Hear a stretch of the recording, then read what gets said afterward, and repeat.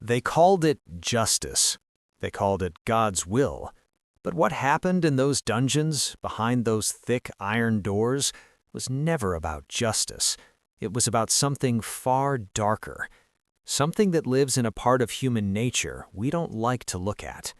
For centuries, the Middle Ages have been romanticized, knights, castles, holy crusades. But beneath the pageantry, there was a system so brutal, so deliberately designed to destroy the human soul, that historians still struggle to explain it without flinching. These are 8 dark secrets of medieval torture they never taught you in school. The torture was rarely about getting the truth. Most people assume medieval torture was used to extract confessions, to find real criminals, to uncover real crimes. That is the comfortable version. In most documented cases, the confession had already been written before the torture began. The accused was simply being broken until they signed it. Torture was not an investigation, it was a performance, designed to legitimize whatever outcome the church or the crown had already decided. The screams in those chambers were not the sound of justice being done, they were the sound of it being manufactured. Children were not exempt. Canon law in the 13th century permitted the torture of children as young as 10 years old in cases involving heresy. Investigators argued that the soul of a child could be just as corrupted as that of an adult and therefore required the same correction. Entire families were broken, not because they possessed dangerous knowledge, but because breaking them sent a message. The message was simple: no one is safe. That message was received. Communities submitted not out of faith, but out of absolute terror. At number 6, the torturer was a respected profession. We imagine the torturer as a hooded figure lurking in shadow, anonymous, shameful. History tells a different story.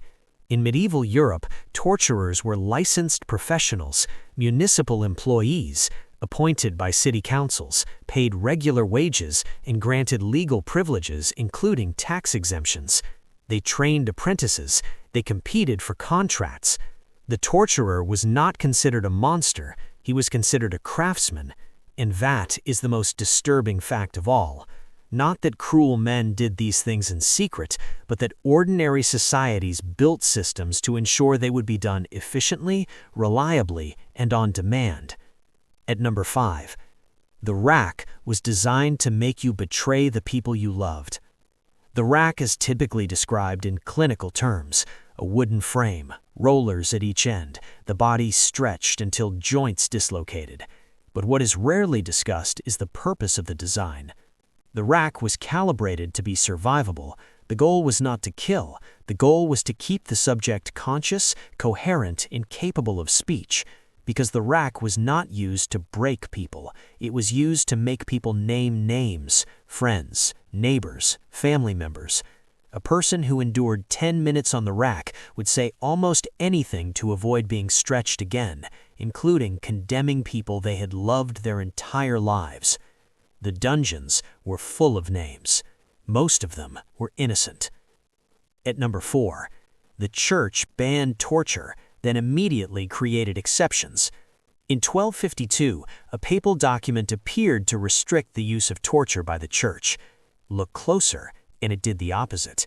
It authorized torture of heretics, provided it stopped short of permanent injury. It sanctioned secular authorities to carry out the physical acts so church officials could maintain distance. It even permitted torturers to absolve each other of sin. This was not a ban, this was a framework. Within decades, Inquisition manuals were circulating across Europe with detailed instructions on approved methods and repetition schedules. Even suffering in medieval Europe was bureaucratic. At number 3, public torture was entertainment, and people brought their children. Public executions and physical punishments were scheduled events. Markets sometimes coincided with them. Families arrived early to claim good vantage points. Vendors sold food along the edges of the crowd. This was not an anomaly, it was a feature. Pain had to be witnessed to carry meaning. A punishment no one saw was a punishment that could not serve as a warning. What this tells us is not that medieval people were uniquely cruel. It tells us that cruelty, when normalized slowly enough, stops looking like cruelty at all. It starts looking like an afternoon. At number 2, torture continued after a confession was given. Once a confession was obtained, most people assumed the torture stopped. Court records tell a different story. In documented cases from the Spanish Inquisition and courts across England and France, prisoners faced continued torment after confession, sometimes for days. In many cases, this served no procedural purpose whatsoever. It was punishment before punishment, suffering layered upon suffering. The confession had not been the goal, it had been the excuse. At number 1, the people who built these systems believed they were doing good. The inquisitors who drafted the manuals, the judges who ordered the torture, the lawmakers who codified the procedures, most of them believed with complete sincerity that they were saving souls. In their framework, the body was temporary, the soul was eternal. A few hours of earthly suffering weighed against an eternity of damnation was not just justified, it was merciful. This is the darkest secret of medieval torture, not the methods, not the scale, the certainty.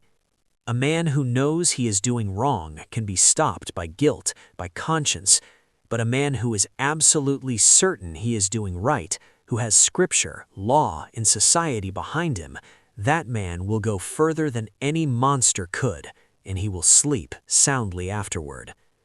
Medieval torture did not survive because of monsters. It survived because of systems, built by ordinary people, justified by ordinary logic, maintained by ordinary compliance.